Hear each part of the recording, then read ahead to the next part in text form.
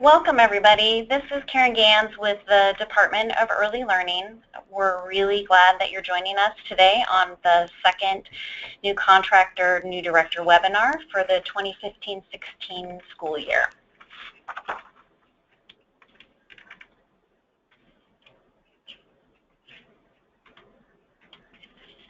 Okay.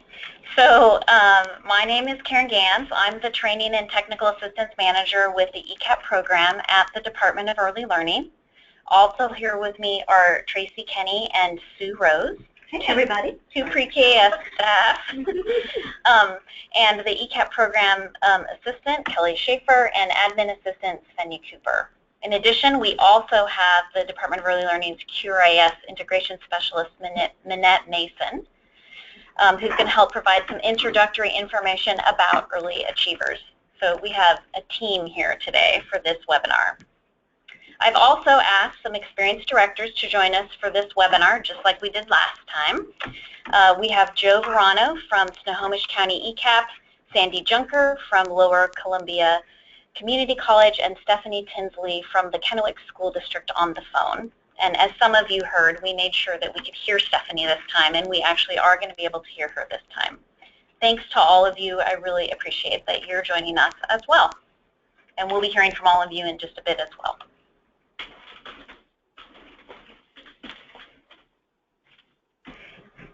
Here's the agenda for today's webinar.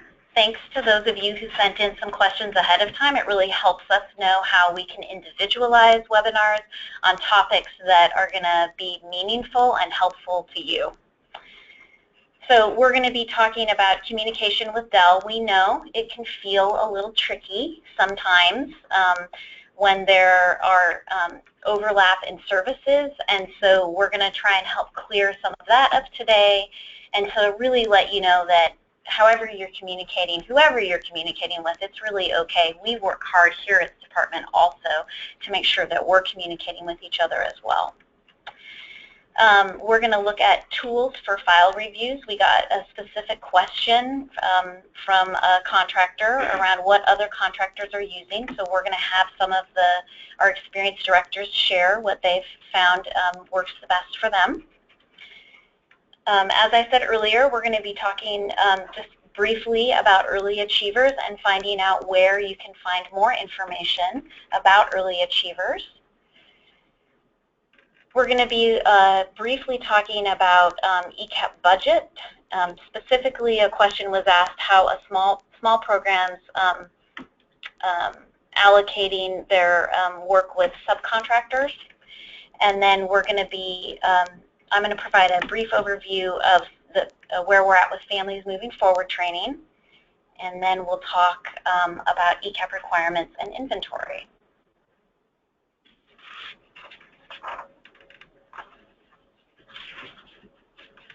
Okay, hi everyone, this is Tracy Kenny, and we're going to talk about communicating with the Department of Early Learning. Your pre-K specialist assigned to your contract is your main point of contact for most communications. They are always a good place to start and can recommend another contact if it would be more appropriate. It's also helpful to have them copied on all other emails regarding your ECAP program as well. This level of communication is extremely beneficial as we advocate for your program or your region here at internal meetings at the department. The exception to this request is when someone's encountering a technical problem, like in one of the databases. An example would be maybe ELMS won't accept a child's birth date or the error page comes up. Those situations we don't need to be copied on unless they inhibit your ability to complete a deliverable or a required task. For ELMS, Merit, Early Achievers, and Teaching Strategies Gold, they all have their own support staff. But again, please copy your pre-K specialist so that we can stay ahead of the game with you. Fiscal questions also have their own ECAP inbox, and definitely copy your pre-K specialist that works with your contract if you have questions going to them.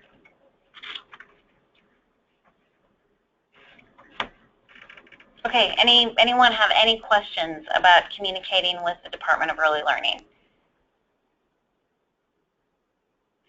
So I'll just emphasize that the programs that have their own support staff, they're the ones who really are going to be able to help you the most when you have a really specific technical issue. And we like you to go straight to them because they're going to be able to help you if there's some kind of snafu in Merit or an error message or something that keeps coming up that is inhibiting you being able to, you or some of your staff being able to move forward in one of those systems. Yeah, Sue, did you want to say something? Sorry. Hey, I just wanted to know, I feel like I'm coming a little late to the webinar, but are you wanting audience members to raise their hands so that you can unmute them then, or do you want them to type their questions into the questions box? Oh, that's a great clarification. So you could do either. You can raise your hand to let us know to unmute you so you can talk on the phone if you want everyone to hear you. And then, or you can go ahead and type your question into the box and we'll be sure to respond. Right now everyone is muted, so thanks for that reminder. Okay, looks like no questions, so we're good. Okay, tools for file reviews. All right, so we had at least one, I think we had more than one contractor actually who asked about tools that programs are using to ensure that the files at sites are meeting ECEAP requirements. I'm going to not talk a lot on this issue because we have some great knowledge on the phone here with Stephanie, Joe, and Sandy. So I'll ask you guys to share what you, let's see, let's start with, well, let's see, can you unmute all three of them, Kelsey?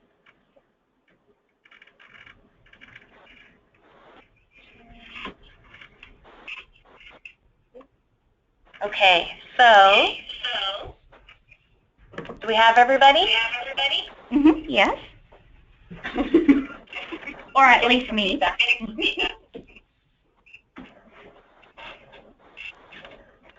All right, we're going to try and deal with the echo that's happening right now. Computer.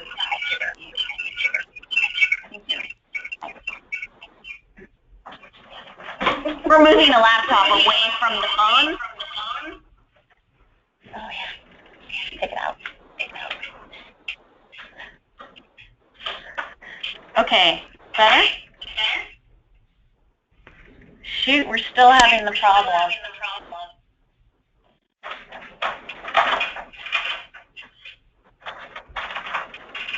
All right, we're going to take a break for just a minute and see if we can't figure this out.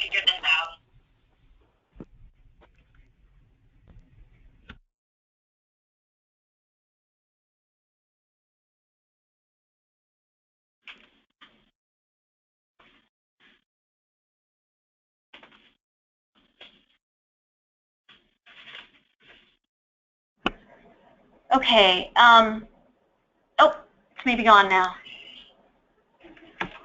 I think the,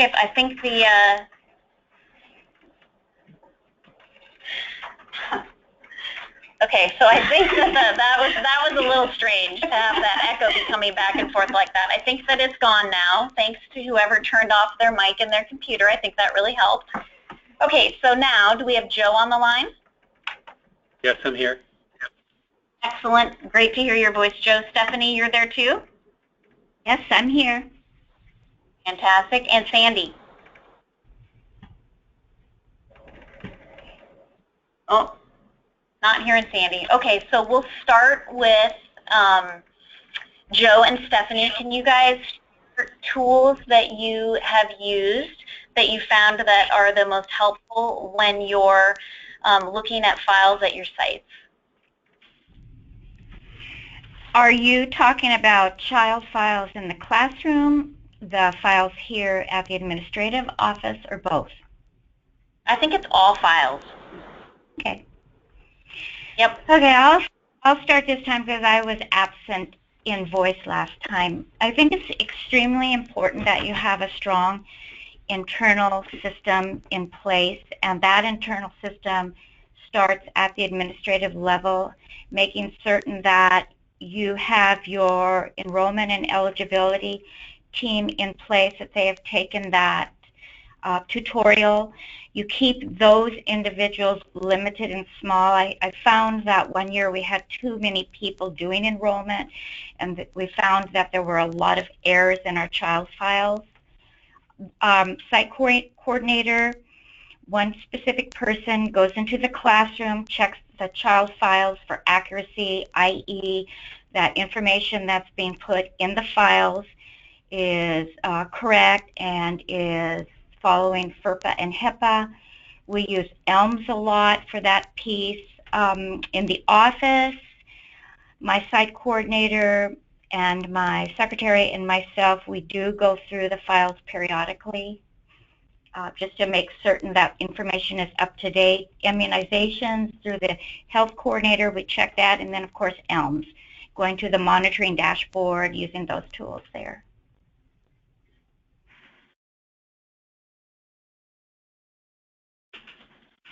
Sorry, I was on mute. That sounds great. Thanks, Stephanie. Joe, you have additional information to share? So I would just reiterate, especially the enrollment and eligibility, that's really critical. So you want to make sure that it's, and I know there's a lot of details. So, we have a large program, so our sites actually do the eligibility and enrollment, and then we, from the county level, actually go out and do a checkup on them, check on them, and we also, and actually, yeah, these are some of the forms we use. So you can see, when we go out, we do like we look at maybe 10% of the files, but we expect the site person in charge, the manager there, to be looking at all the kids' files. So I think, as Stephanie mentioned, a checklist is really helpful, especially on these files, because it's so critical that they're accurate. And when we do the reviews, we often find, at least for the first year, so you guys as new people, new directors might be finding this, a lot of errors. So I always tell new people in the program it takes about a year to understand this program. There's so many rules and all that. And actually maybe it takes more than that, but in my mind, for some reason I stuck on 1 year. So I would, give people that benefit. People are learning this program, and there's a lot of details to learn. So I always try to, yeah, go ahead. Oh, I agree with you, Joe. I think since you and I have been in this role for many, many years, that it just becomes commonplace in your head. You know what needs to be done, you do that follow-through piece, and you forget that with those new directors, they really need to have that support. You really need to have a system written down, that checklist. As I transition out, I'm finding that I've got to remember that, even though it's in my head, those deliverable dates and those pieces, that you've really got to create a strong internal system and a checklist in order for it to be followed through week by week, month by month. So that's a really good point, Joe. We forget. Yeah, we forget because it's in our DNA by now. Right. This other list they're putting up on the webinar is more general for the family support workers. So again, this isn't the eligibility part, but it's all the other parts of their jobs. So their communication logs and their parent surveys. So again, it's a way that to remind people these are all the different things that you're accountable to be doing. And as Stephanie said, it takes a while for this to get ingrained in your head. So I think these checklists really help people to kind of learn. And also, we don't have to remember all these things. There's other tools we can use, not taxing our brains for every little detail. So this is another one we use. And then Joe, this is Karen. Can I interrupt for just a second? So I see up here that you have 10 files across the top. So I thought that it maybe could be a good opportunity for me to ask, when your coordinator or management level staff are going out to sites, how many files are they looking at? Are they looking at 10 in every classroom? What we're doing actually is looking at maybe, we have some contractors who have a lot of slots, like maybe 150, and then we have some who maybe only have 20 slots. So we're probably looking at maybe 5%, but for these smaller sites, we're probably looking at least 5 files. So if they have only 20 kids, we're probably still looking at 5 of their files. Also, we're going to judge it based on if it's a new staff person. We're probably going to look at more just to make sure, they really have gotten the details down. So it kind of varies depending on the experience of the staff person and how many kiddos they have at their program level. Thanks, that's helpful. I just know that can even be a hard thing to sort out for yourself when you're a new director or a new contractor, just how many files you should be looking at to be able to really get that sense of what's going on in your program. So yeah, I would say for you guys who are new, you'd want to look at a lot if your staff is also new. So even though it's a lot to do, I think because it's such a critical part of the program, and I can tell you, we find a lot of errors, and some of our people have been doing this a long time. So I think that attention to detail really pays off because people will become more accurate as you find if you do find errors. Can you go to the other? Okay. There's an education file. There's an education review thing too that I sent. Do you have that one? Sure. We'll go ahead and go to that right now. Absolutely. So thanks for that. It's really helpful to hear the reminder that you want to do more than you think you need to do when you're first starting out. Yeah, and again, if you see, this person her files are really accurate, you don't have to spend a lot of time there, but it takes a long time for people to get at that level. This is one that we use. Is this the one? Okay. This is the education one. So when we go into the site, and I know now we're really focusing on early achievers and class and ECRs and all that, but when this is one that we've used, prior to early achievers being around, and we'll still be doing this because it's much more comprehensive. It actually goes through all of the standards for ECEAP. So it's a long checklist that we use, but again, it helps, for the teachers, then they're going to know all the things that they're supposed to be doing. So again, maybe, I don't know, Karen, if you want to send this to people so they have, or do you get the slides afterwards? Yeah, so we've actually had 3 different directors who've asked if they can have copies of the checklists and file review information, and we got a lot of really great handouts from the directors on the webinar today, and there's too many for us to be able to post, so we're going to go ahead and email all the information that they sent to us out to everyone who is attending today. So you'll absolutely get this as a follow-up from the webinar today. And thanks to all of you for sending this information in. It's great to be able to share it with people so they don't have to reinvent the wheel. Mm-hmm. And then I just want to say, just one more thing, Joe. I just want to check in with Sandy Junker. So Sandy, I see that you're on the line, and when we try to unmute you, it's saying that you need to put your PIN number in order for us to be able to do that. So I don't know if you want to try that and see if we can't hear you at some point, or maybe it's just destined to be that we just have 2 directors on the webinar each time that we do this. Either way, we want to try and make it work. Okay, thanks, Joe. Yep. Was there something else you were going to say or add? Again, there's a lot of standards connected to education, obviously, and so teachers aren't going to know all of these at the beginning. So again, I think it's just a way also for teachers to remember all the things. And again, I always say to the new staff, you don't have to remember all these things, but as Stephanie was mentioning too, as you do it over the years, obviously a lot of these things will become second nature to you, but it's fine, in the first couple of years if certain things aren't in your practice yet, because it's a lot of different things, and it's toothbrushing, and it's posting your curriculum, and it's, doing parent-teacher conferences. The other thing I would say is that just to remind your staff that anything you put into the ELM system is what the state sees about your program. So those elements are really critical, like obviously the eligibility, the well-child exams, the dental exams, the immunizations, the parent-teacher conferences, the family support visits. Those are all the data that we're giving to the state. So we want to make sure that we're really accurate in that information. Good point. It is really true that that is really our window into the quality work that's happening in programs, and so the more accurate that information is, the more,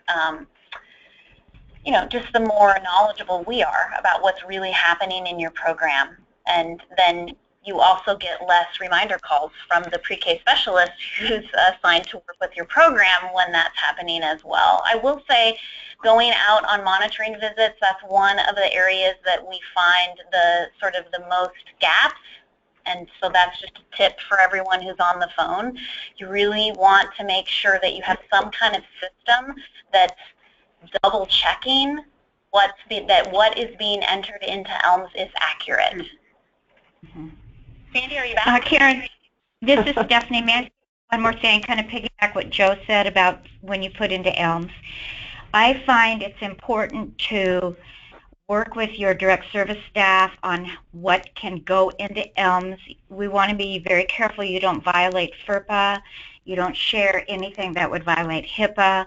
So have those conversations at the onset with your direct service staff before parent-teacher conferences, before they go out on those first family support visits, and make that ongoing. When I monitor ELMS and I see those pieces, I share with the staff, remember, what you put into ELMS as legislators can see. And if you don't want anything personal in those pieces, you've got to be very general. If there's a health concern, you can put in health concern.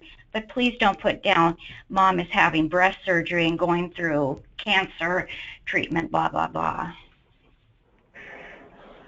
The other thing I wanted to mention, and Stephanie mentioned it earlier, is that ELMS has great reports. You can get an enrollment report and a health report and, all those kind of things. And I would definitely encourage people to use those reports and also share them with your staff so that they know you're looking at those reports and that they start looking at those reports.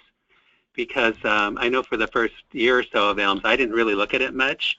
And actually it was the Dell person who worked with me who kept looking at these reports, and it was like, oh, Joe, you need to go in there and look at these reports.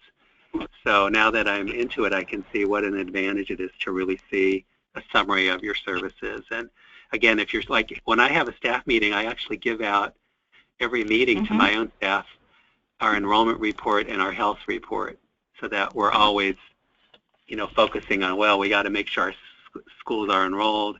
We got to make sure these kids get their health, child and dental exams.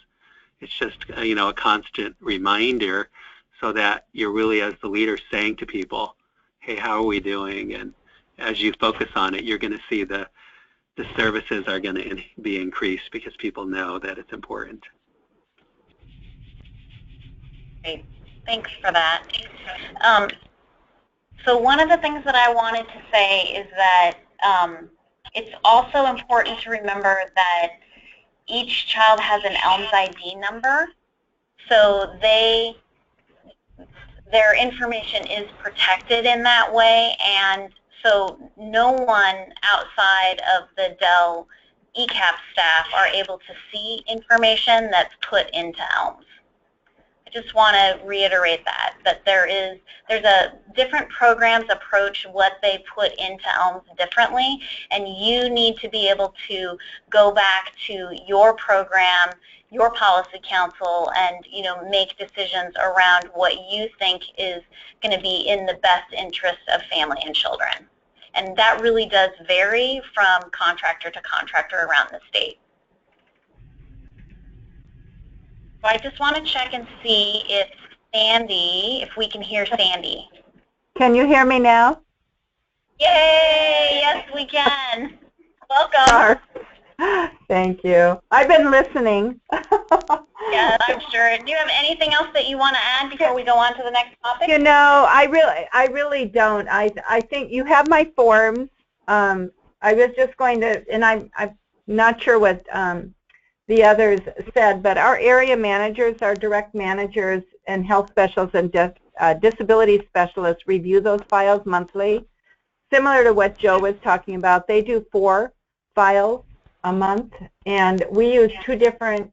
This form that you're seeing right here on your screen is really what they write up, the manager or specialist writes up of things that they've noticed in the files, and then developing an action plan and a timeline to correct some of these things and seeing what the staff may need for support.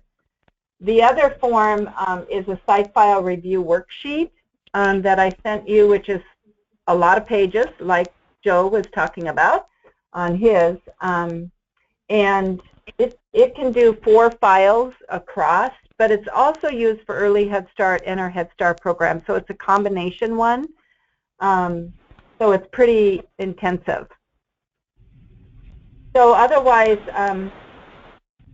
you know, I think definitely that's a good thing to keep on top of the site file reviews so you can support staff, especially those that are new.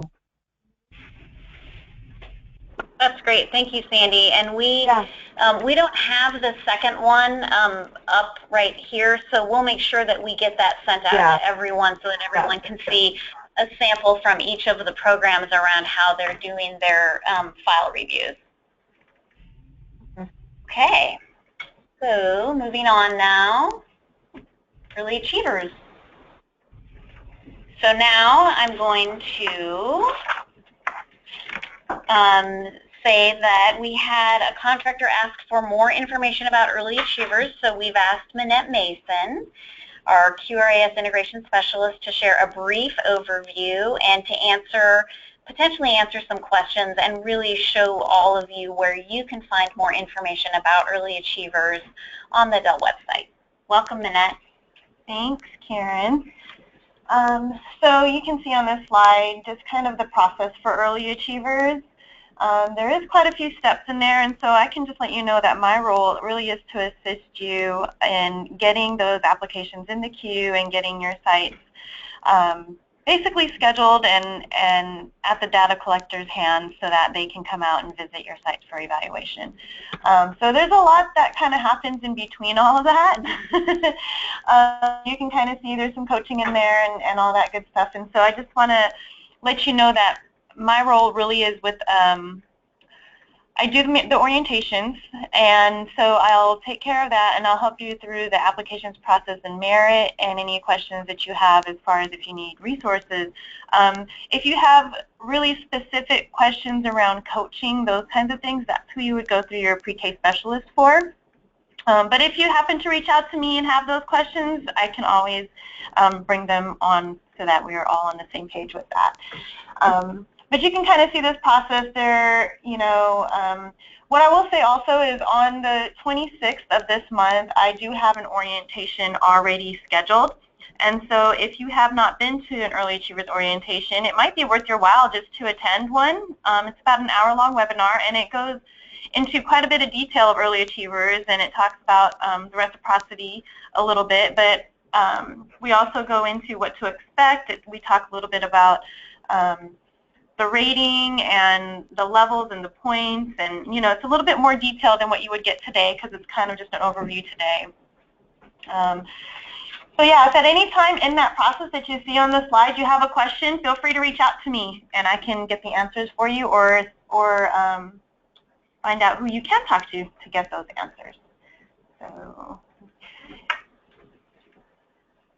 So this is a slide about what we're going to talk about actually is a couple of different timelines, and it kind of just depends on the makeup of your site. So for existing sites, if you were already serving ECEAP in the 2014-2015 school year, then you're considered an existing site. And you should have already been enrolled in Early Achievers, and you're probably awaiting data collectors at this very moment if they haven't already came, because you would need to be rated level 4 by March 1st, which is in less than a month, or I guess it's about a month from today. So that's for existing sites. Okay, so for the new ECEAP sites, so new ECEAP sites are those sites who did not serve ECEAP at that physical location during the 2014-2015 school year.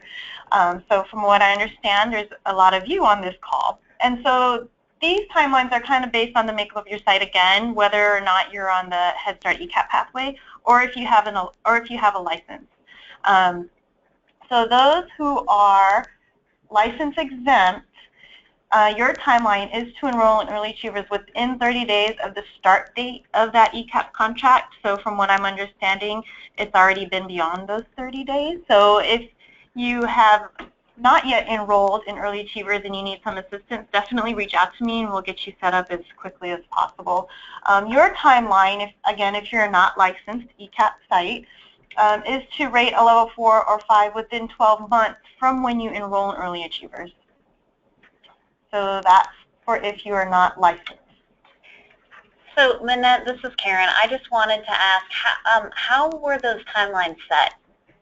So those timelines were set straight out of the Early Start Act. So this isn't the Dell thing. This is an Early Start Act thing. Thanks, Karen. Yeah, I just always like to point out when we can that other people made the decision about this timeline and that we and we're working really hard to support everyone in being able to move as successfully as possible through the rigorous timelines that were finalized in the Early Start Act. Mm-hmm. Absolutely, and I'm here for that too. Yeah. So. Okay, and so this is the other timeline. If you are brand new ECEAP and you carry a child care license, then you have a little bit more time. You still only have 30 days to enroll, but you have 18 months from that enrollment in Early Achievers to rate at a level 4 or 5. And this is based on the start of the ECEAP contract. So this next slide is, I just wanted to point out that link up there above. This is the link to SQL's website. So SQL, if you're not familiar with that, that's the team at UW that comes out and does the data collections. They have put together a really good video, actually. It's about 18 minutes long, so if you have 18 minutes to spare or just listen to in the background while you're doing whatever, that video kind of goes through the entire rating process. And so that's the link to go to in order to watch that video. And this is the page of where that video is found, this snapshot right here, and you can kind of read through. I will say that if you're on a Head Start ECEAP pathway, some of those things don't apply to you because you won't have a file of supporting materials, for example, for them to review. But definitely watch that video if you have some time, and any questions that arise from that video, again, you can always reach out to me. But it's a really good overview of what to expect when they arrive, what they're looking for, and I think even all the way down to the site level so that your teachers can know what to expect when they arrive. But also, you know, so you have this as a resource, but also the orientation on the 26th will cover a little bit more on Early Achievers there as well. That's what I have to share. I don't know if there's any questions that come through the queue or. Yeah, we have it's really a clarification around so we have these different pathways that exist. There's the Head Start ECEAP pathway, there's a license pathway, and then we have this group of contractors who ended up not fitting in either of those pathways, and so they are part of a group that has been that is the hybrid pathway project. Sorry, it's not a pathway. I do it wrong every time. So it's the hybrid project, and this is a pilot project that was started this year because we the systems, the internal systems, data systems, could not place those contractors on one of the existing sites. And so this pilot was created for us to be able to gather information and to see what we could do, what we would need to do to support programs in that didn't fit on one of the pathways through this process. And we have some information that has resulted in us deciding that we want to be able to provide additional supports to programs that are part of the hybrid project.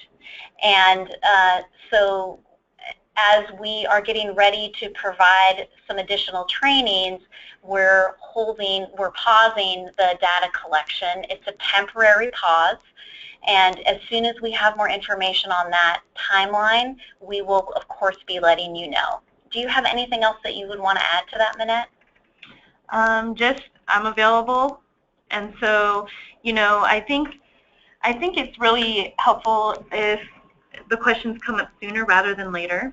And so rather than trying to figure things out or, being not in the know, if you need any clarification, please reach out. That's pretty much what I want to encourage out there, is just to reach out and ask the questions, and we'll get those answers as soon as we possibly can. And we absolutely understand the frustration in this, to be told that something's going to happen one way and then to have it change midway is really frustrating and hard for programs and for staff who are anticipating and ready and waiting, and we are really wanting to try and do this so that we can support programs better and have people feel as prepared as possible when data collectors are arriving at their sites. So there will be more to come on this for sure, and once we have that information, we will gladly share it with you. And some people have already given us some really helpful feedback, so keep sending your questions and your feedback to us, because that helps us.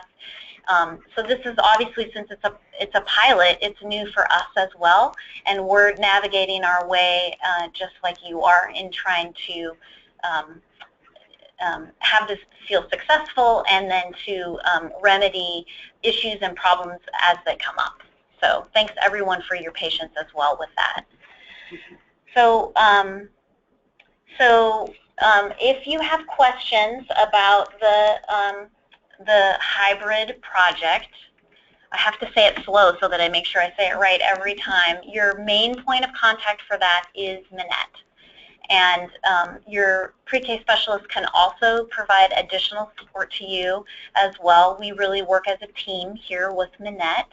And so communicating with either of them will be able to have the information that you have go where it needs to go. So what I'd like to do now is just say thank you, Minette, for giving us this overview, and to say that there was one question that we had about how people sign up for the webinar, and I think if you could just say the date one more time. I think someone didn't quite catch it. Yep, so the next orientation is going to be on the 26th of February, and it's at 10 a.m. And what I can do is, when you guys send out those handouts, I can also make sure that you have that information and put the details and the link to register on there as well. That's fantastic. Thanks, Minette. You're welcome. Okay, so now what I wanted to do was just have Joe, Sandy, and Stephanie share for a moment about what you've been doing to support your staff. I mean, you guys have been doing this for a number of years, and you know this early achiever push has really created, it's a different year, right, in ECEAP as a result of that.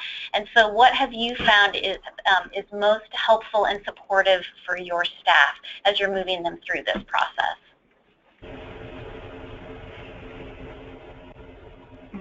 Okay, this is Stephanie. I'm sorry, Sandy, go ahead. You go ahead. Oh, well, a couple things that we've been doing with our staff. We've been in the Early Achievers for quite a few years now, because we are one of the pilot programs for the state.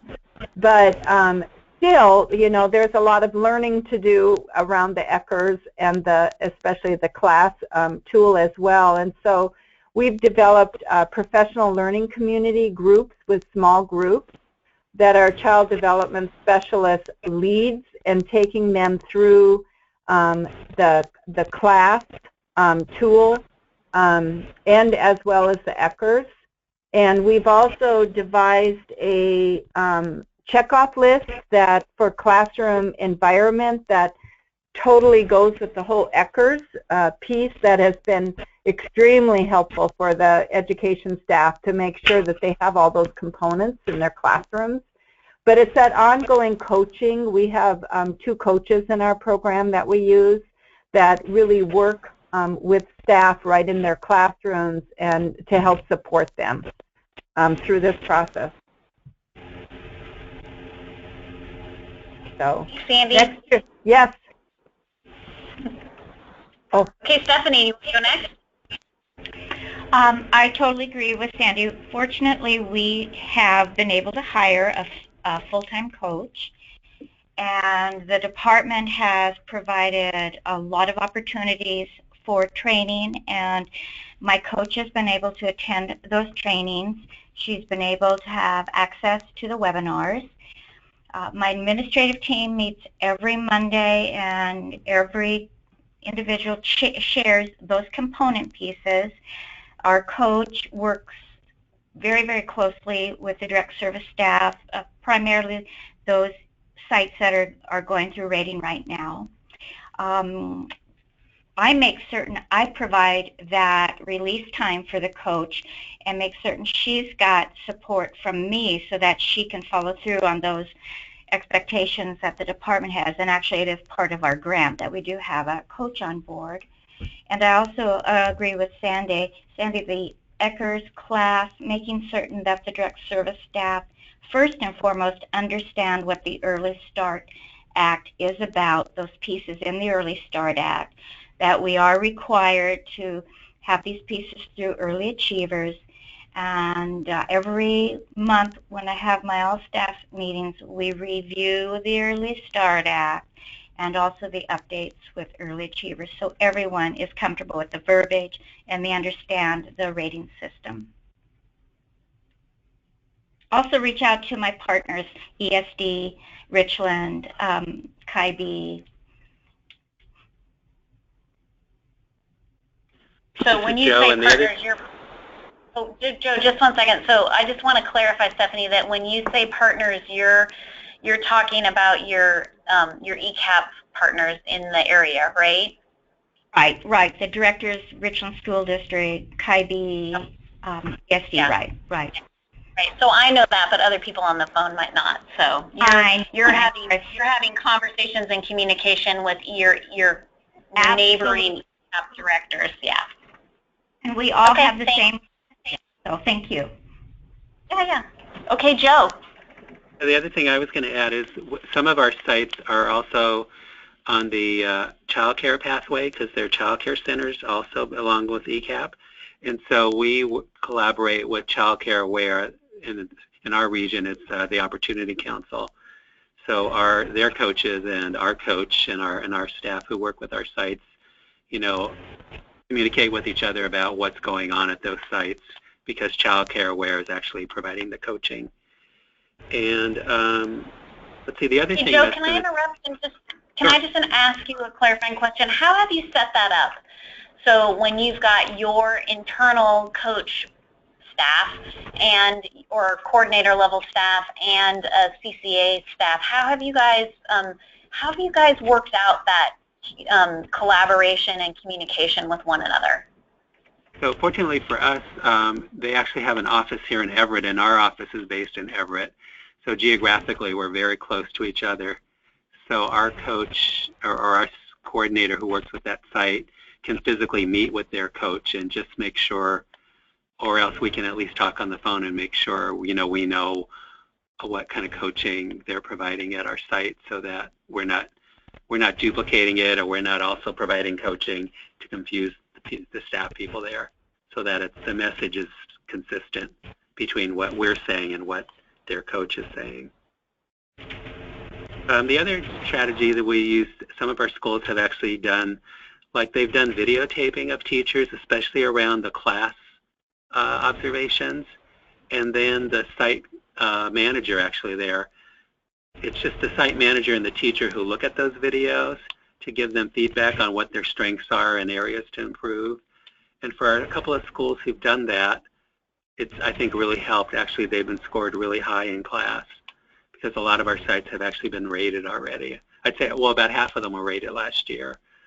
And so that was a technique that our site level used and found it useful for people to just have that one-on-one kind of critiquing yourself, basically, as a teacher, for example. But I would agree with what you know, Sandy and Stephanie were saying about just making sure people are familiar with class and ECERS. And I know, like in our area, we've had the Early Achievers Institutes here in the last couple of years. So we've tried to get staff into those trainings so that they're more familiar with the tools, because as an early learning teacher, you may not really know about class or environmental rating when you're coming into the program. Those are pretty new, at least in terms of ECEAP's perspective.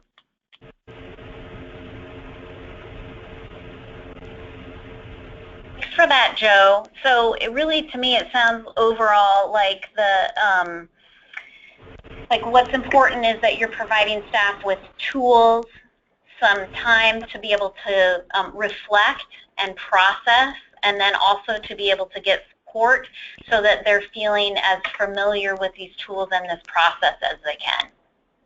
That's my summary of what the three of you shared. So thanks for creating that for your staff and giving them the the support and time to be able to have that in program. We have one more question, and that is, does anyone know of any training on how to accurately complete the file of supporting material? So if you're on the licensed pathway or you are part of the hybrid project, then one of the requirements for you in Early Achievers is that your program would complete a file of supporting material. If you're on the Head Start ECEAP pathway, you do not create a file of supporting material. I just want to clarify that piece so no one gets confused. And so I'll let Minette speak to that. So the file of supporting material, if there is any additional training, I believe was the question. What I can say is there has been training. We did do a mini-series, I believe, where we covered, well, Sue Rose covered because I wasn't here then, but how to put together an FSM. I did do a webinar in November where I had Kathy Blair from CCA kind of talk a little bit about the RRT, and which is really tied to that file of supporting material. So that's what's already out there and available now, are those webinars that have been done. And currently, Sue and I are still coming up with a good plan as to provide additional support in that area. So as soon as we have that figured out and as soon as we have our plan in place, we'll definitely let you all know. So someone has a question of what RRT is? So RRT is the rating readiness tool, and so again, this only applies to those folks who are on either the licensed pathway or the hybrid or part of the hybrid project. So the RRT is the rating readiness tool, and it's more or less a checklist of whether your site is going to opt in or out of different areas that they can be evaluated when the data collectors come. And so if you were to opt into certain areas on the RRT, the data collectors will look for that evidence or paperwork or whatever it is to show that you are meeting that standard. And so it basically compiles that FSM. So if you're going to opt into an area in the RRT, they're going to look for that in your file of supporting materials to get those points in Early Achievers. So if you have programs as an ECEAP contractor that are on the licensed pathway or are part of the hybrid project, and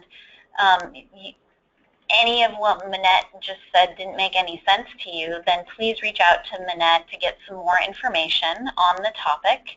And again, the data we've gathered so far with that project is that there will be some additional supports that are going to be provided. Okay, thanks so much for your time today, Minette. Really appreciate you coming. You're welcome. ECEAP budget.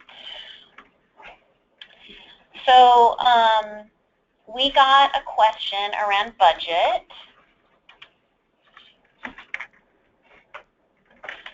So what I can tell you is that contractor budgets are very individualized, and Dell does not prescribe how funds are allocated.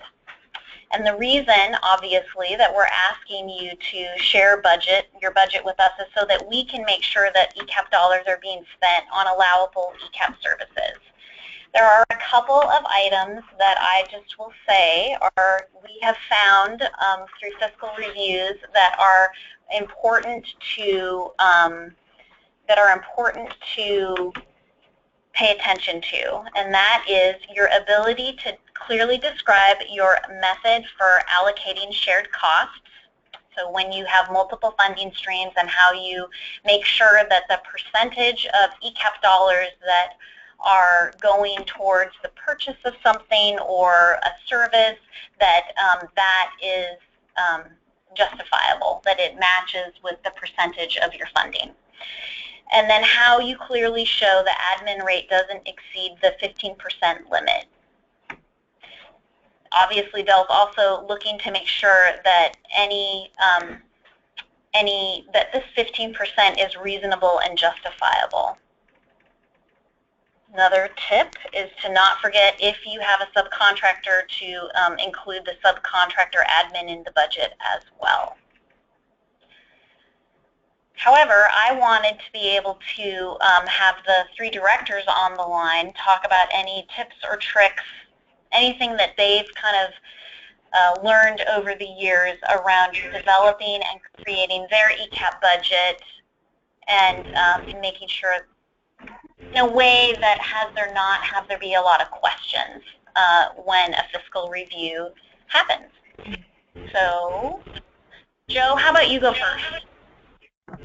Okay, so I actually work for a county government, so you can imagine that we have a lot of systems, really strong systems in place, because we're a local government. So when we do our ECEAP budget, of course, we've had a program here for many years, so it's kind of been historical of what our costs are. But we subcontract most of our money actually to our providers, and we at the county level actually are an administrative body who does the monitoring and the technical assistance and the training part. So, we try to make sure that our subcontractors cover all the areas. So, for example, of course, most of the funding in this program is going to go towards the staff, to the teachers, the family support workers, the assistant teachers, people working in the programs. And again, we want to make sure they have, of course, money for supplies. And also, we expect our subcontractors to do the mental health part of the program, so we need to make sure in their budgets that they include funding for, the family nights, for all the services that we know that the children and families need. And then at the county level, we actually provide some other services that, like, for example, we provide parent trainers to go out to our schools. So that comes through our budget. So, we have to just differentiate what we are going to provide versus what we expect our contractors to provide. Of course, the administrative part is always important because, as Karen mentioned, there's a 15% limit. So we have to look at what our subcontractors do administratively and what we do. That's generally how it is in our program. And again, being a larger program, it gives us some flexibility with funding. And again, in the last few years, as we've been expanding, it's even greater flexibility because we have to do startup costs for our programs, which, we have to take out of our ongoing budget. So that's been, I'd say the budget, the main key I would share with people is there's definitely an art to doing budgets.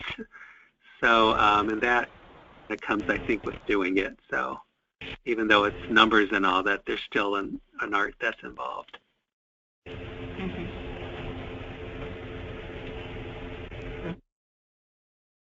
Thanks, Joe. Sandy, do you want to go next? Well, like Joe, I'm with Lower Columbia College, so there's like strong systems within the college system as well, and the intercontrol piece is really fantastic to be able to have a larger business office to work with. We don't do any subcontracting yet, anyway, in our program. So our budget, obviously it has the indirect rate in there as well as the salaries and benefits, and it's broken down into subcategories. with you know, what we plan for office, what we plan for education, special needs, health, nutrition, staff development and training, you know, all of those pieces, as well as defined, we allocate so many dollars per ECEAP facility for them to be able to use for parent activities and those kind of things. We developed a cheat sheet too for these categories for our policy council board, so our parents and our board of trustees can really know what's covered in each of these categories, which really helps them to be able to ask really, really good questions when we present to the board of trustees and then to our monthly policy council. That we found that extremely helpful, and they're trained on our budget as well so that they can be able to read it and be able to ask those really good critical questions for us. So I think that's about it. I don't feel good. Thank you, Sandy. Stephanie. Okay, well, Kennewick is in the Kennewick School District, so we already have strong internal controls in place. I would recommend that if you have a fiscal officer, which I work with closely throughout the year, and read up on those fiscal policies and make certain that you're utilizing those dollars appropriately in the district, because oftentimes those policies will trump what the department's policies are, especially with travel expenses, how you can use monies, no incentives. I liked what Joe said, that there is an art to it, and sometimes it's also a dance. You really got to sit down and look at budget. I look at budget day to day to day, and I start early in the spring as I start those projections in the fall, and DEL came up with a staff compensation summary, which I use as a tool, because once you have your salaries and benefits in place, 97% of my budget goes towards salary and benefits, so that gives me just a teeny tiny window for those indirects, and also to set up a budget for supplies, travel, goods and services, and those other pieces that you have in a district. And I work closely with my pre-K specialist as well. Thank you, Stephanie. That's great. So, and thanks to everyone. I just wanted to have us go briefly to the documents page, the ECEAP documents page.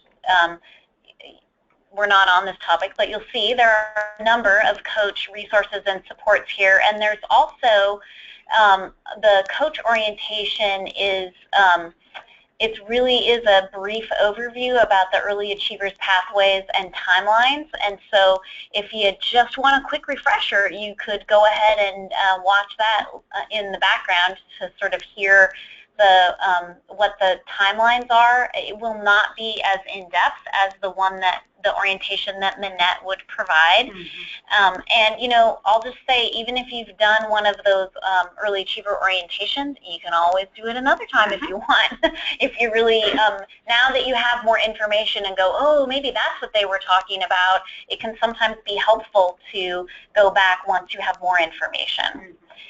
So really, however, the reason that I'm coming here is to let you know that there are budget resources on the documents page.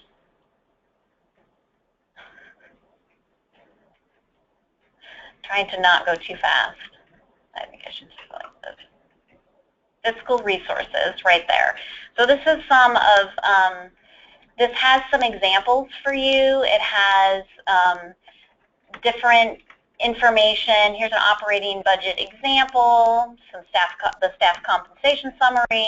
Here's the guide for staff compensation. And then if there are resources that aren't up here that you would want some extra support on, then you can always contact your pre-K specialist, and they can try and find some resources for you as well. So I know this is a really broad conversation around budget, so any more specific questions that you have, please don't hesitate to contact the pre-K specialist that works with your program, and they'll definitely try and get resources for you.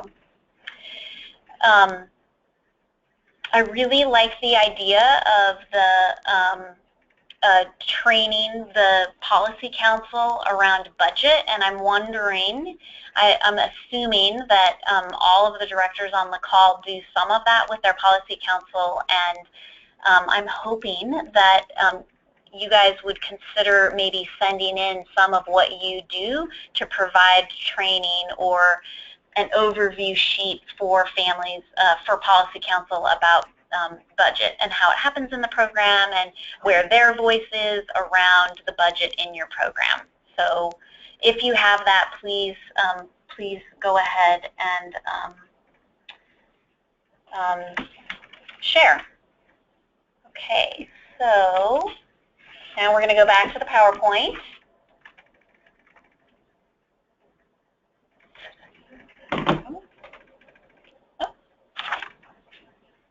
Okay, this is Tracy again. We're going to talk about inventory. We had a question come in regarding the ECEAP inventory, which, depending on your program size, can feel like a really huge task. So I want to go straight to our contract to begin with. And fortunately enough, we were just on that page. But down here at the bottom of the ECEAP forms page is a sample ECEAP contract. And we got a few things open. Okay, so the inventory section is section 24. Close your eyes if you get seasick. So around 3. If I knew a page, we wouldn't have to do this. Okay, well, I'm not going to read the whole section to you, but what I would like to point out is that there are 3 main things to keep in mind around inventory. Okay, we're getting close. All right, you can open your eyes for it. Okay, and so the first thing is that a policy and procedure needs to be in place. So we're going to be looking for that, and that there's an audit done at least once every other year. The second thing is that there needs to be an inventory list and supporting records for the equipment purchased in whole or in part with ECEAP funds. And then it has a list of everything that would include. And then at the bottom, there are things that should be a part of the supporting records.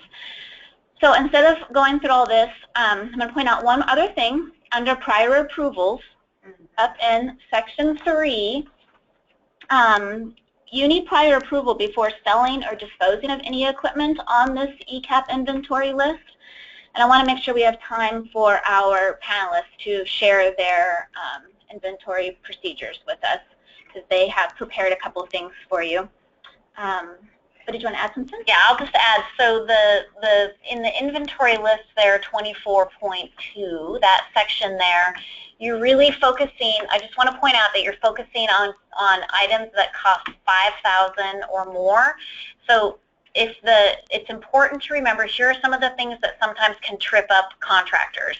That is that if you have a project that has a number of different pieces to it, it's the cost of that whole project. So the best example I can give you is a playground. Mm-hmm. The playground has wood chips, it has, prep material, then it has the actual playground unit.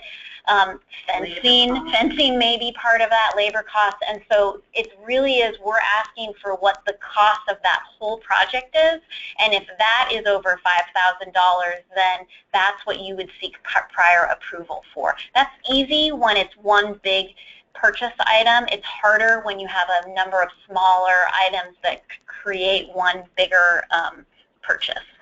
So that's my one tip. And then the other thing that I want to say is that with the assets of $300 or more, those are desirable. So those, you're going to think of like the IT things that are going to be desirable, and could be easily stolen if someone broke in, right?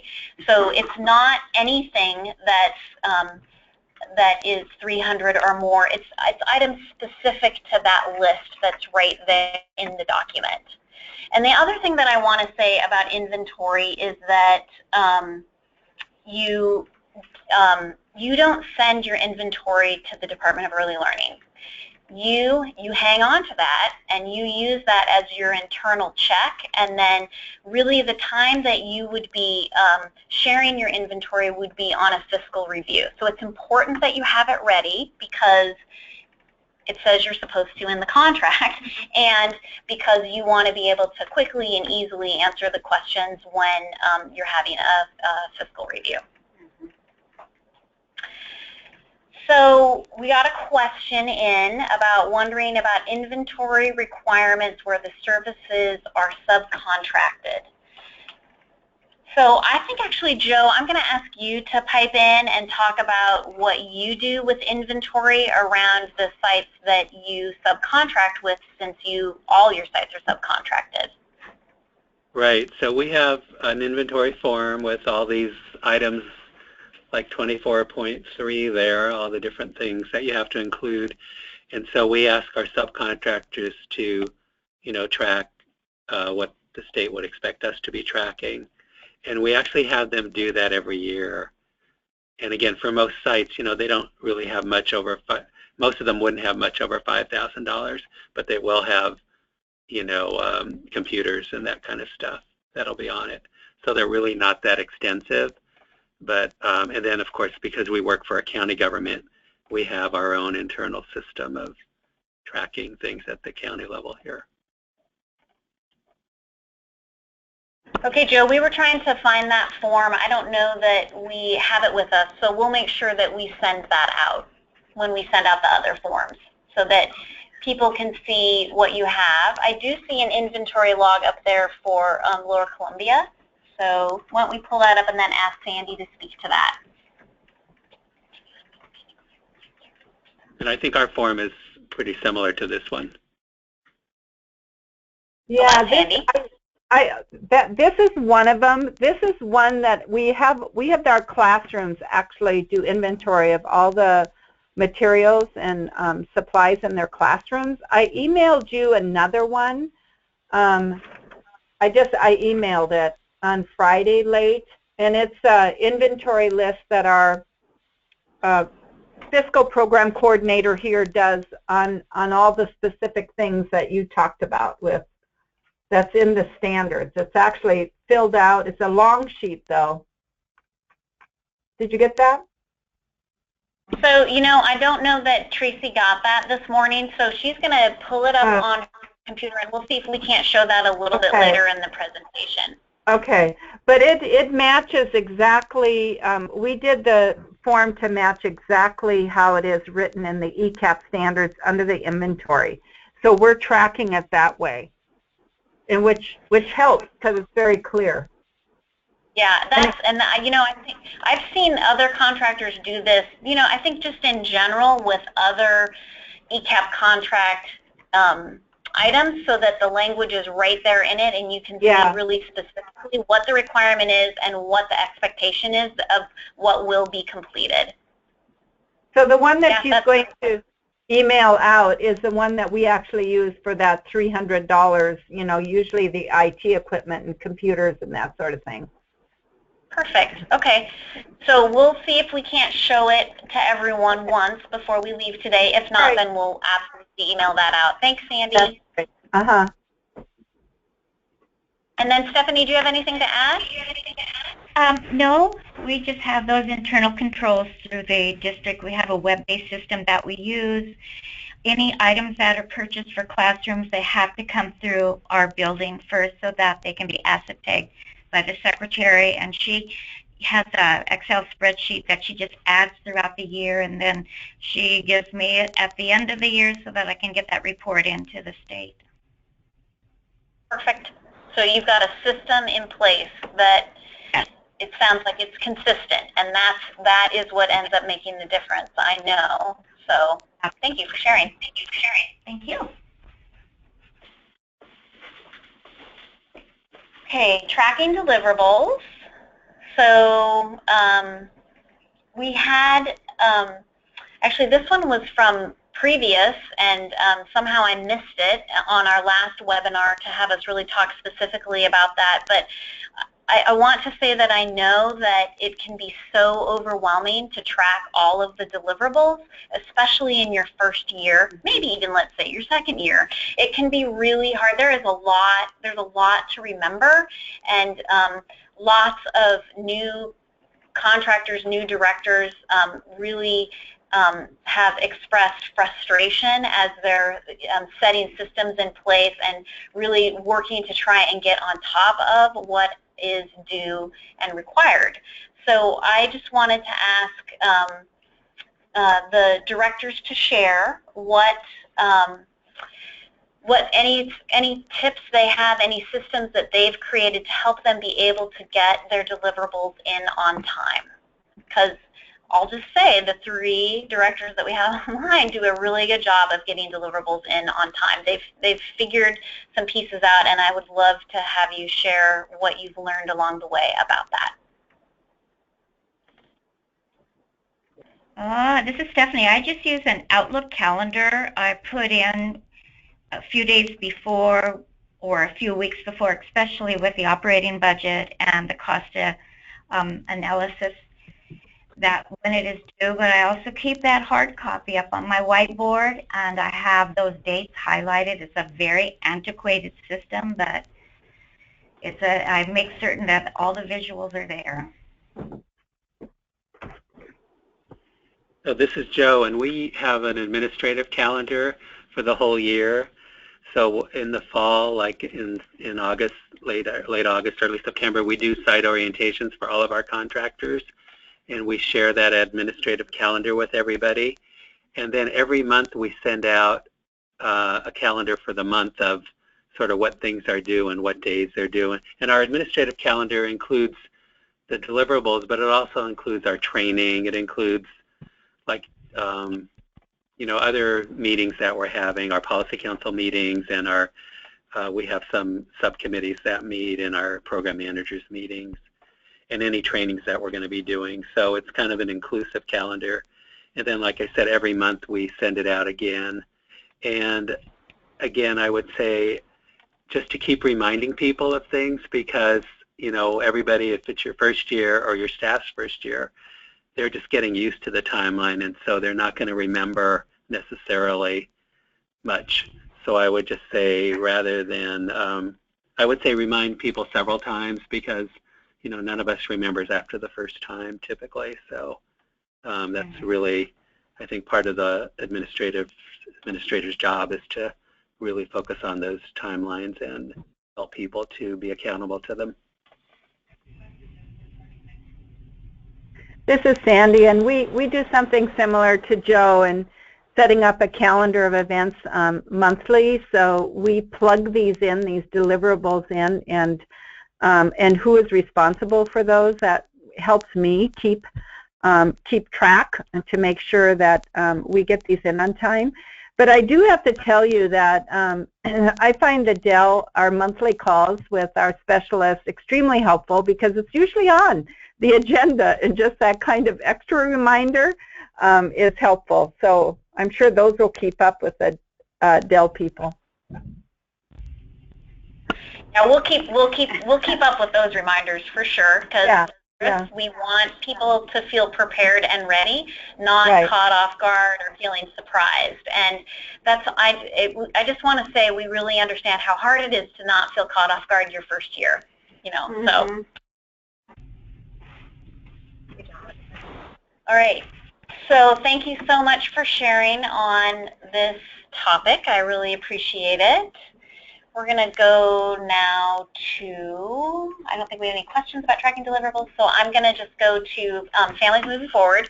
We had a question about wanting to get an update about that. This question, I think, was from Vicki Becker. So Vicki, I'm going to have Kelsey unmute you. Can you, are you there, Vicki? I know I'm putting you on the spot, but I don't quite know what the question was, and so I just want to make sure that I address whatever your specific question was. So if you can't talk, then if you could type in, that would be great too.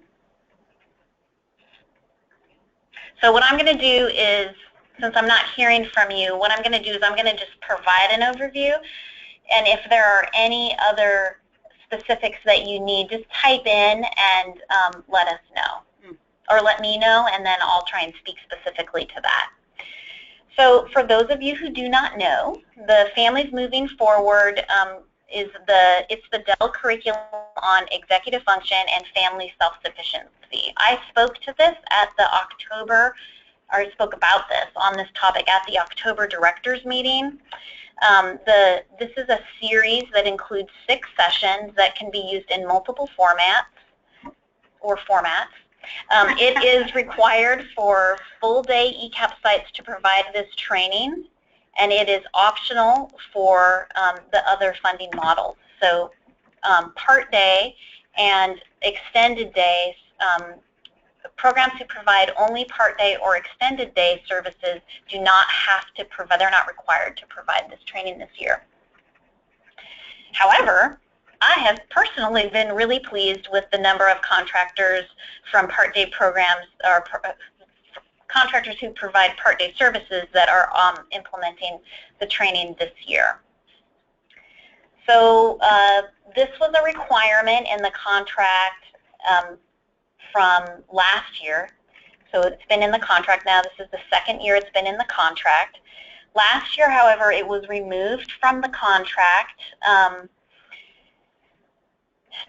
because the curriculum wasn't ready. And the curriculum, we thought, was going to be ready in the fall, and like we do so well, we just rolled with it, and the curriculum ended up being completed in December of 2015, and then training was provided for the Families Moving Forward curriculum in early January of 2016, so just a month ago, last month, and we provided that in 5 locations around the state.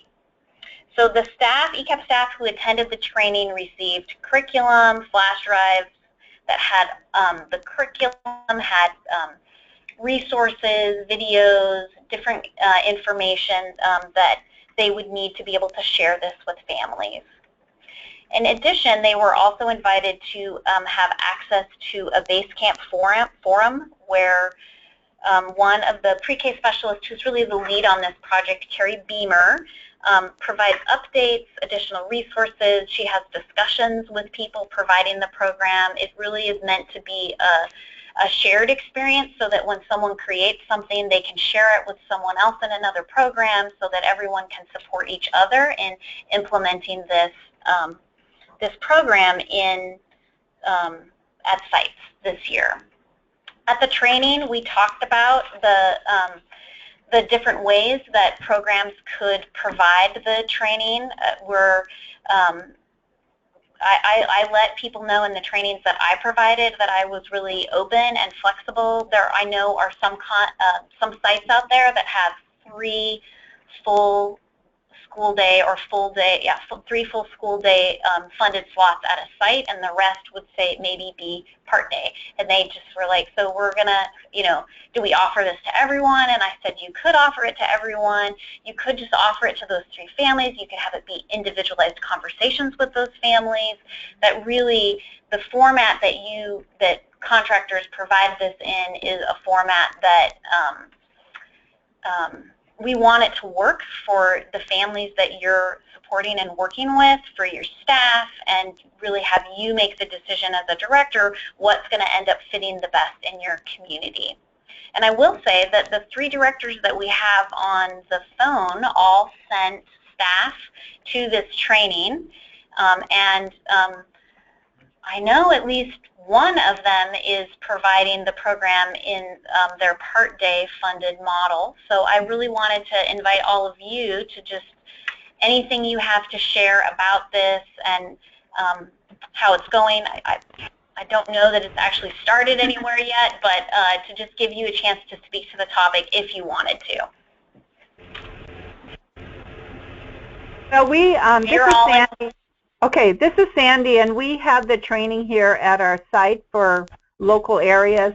And the staff that I had attended loved this curriculum. They could not say enough about it. We have not started it.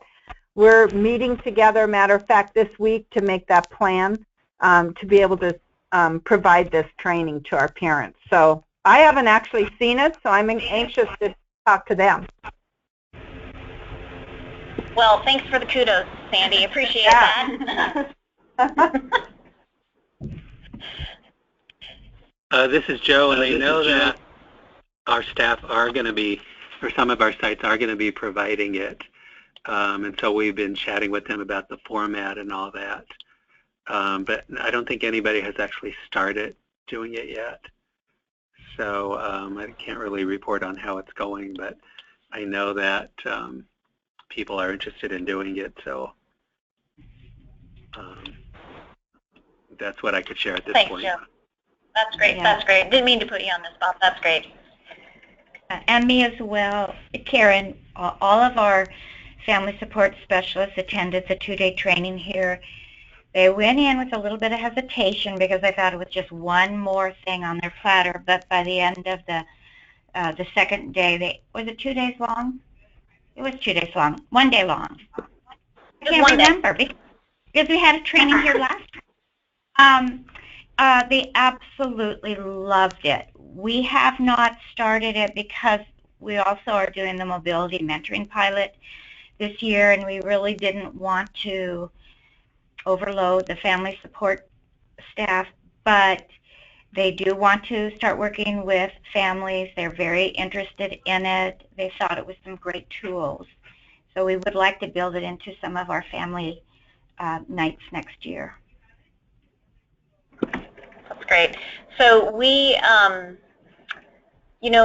just say that part of the development of this really was looking at the family development matrix pilot and the mobility mentoring pilot, so both of those family support pilots that are happening this year around what additional supports we could provide around executive function. And I think that participants and us here at Dell really are pleased with the parallel information and how really both of those approaches really do support the other one.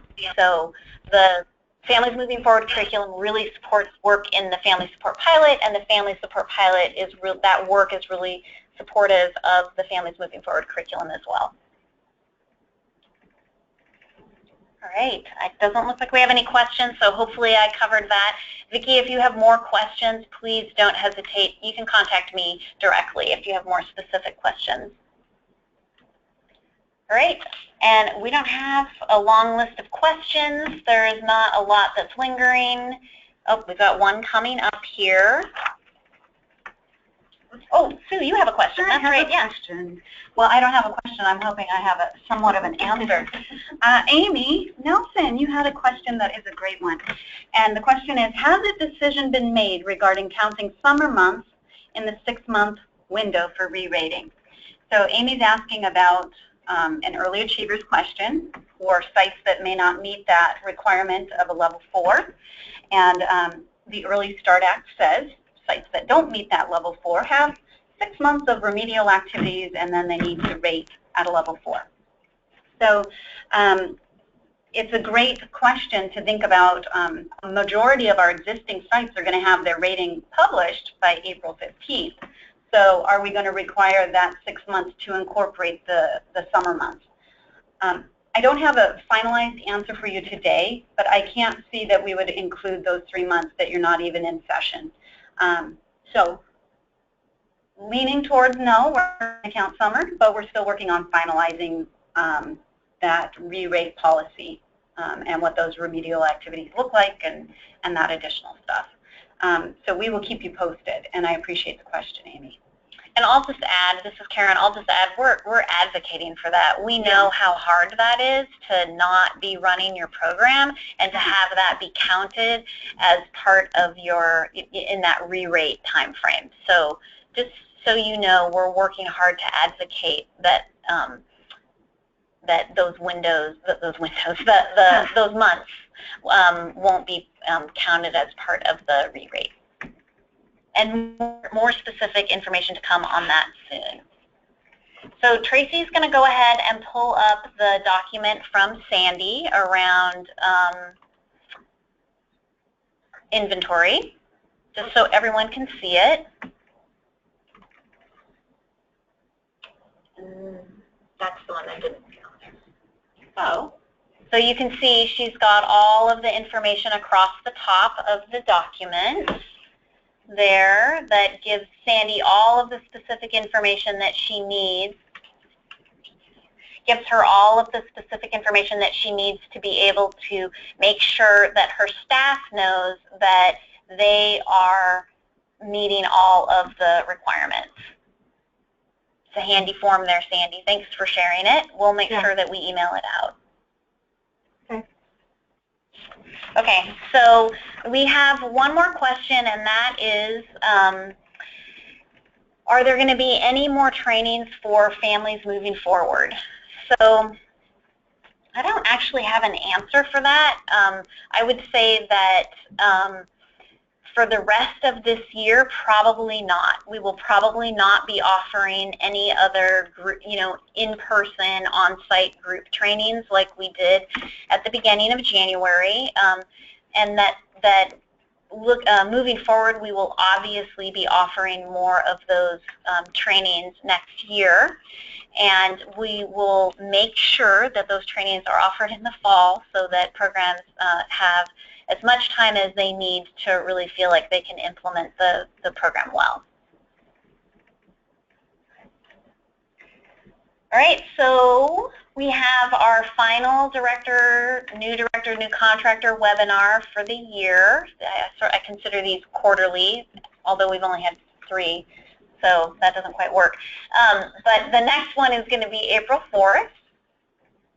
Same time, same place, so 9 to 10:30. You'll, Tracy, you'll receive an invite either from Tracy or from Svenja.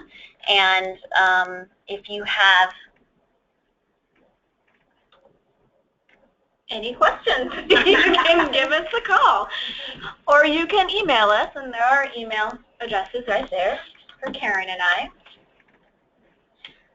So after the April webinar, I'm thinking that they're no longer considered new, are they? No, I'm only kidding. I'm just kidding. That is not, that's not funny. Even I just have to say, no, you get to call yourself new for way longer if you need to. Yes. Totally all right. Yes. All right, thanks everyone for joining us on the call today. Thanks for sending your topics through your pre-K specialist. Please continue to do that for the April webinar so that we make sure we have topics that are helpful and supportive to you in your work with ECEAP. Never too early to start. That's right. Send them in right away. All right. Take care, everybody. Talk to you in April. Thank you.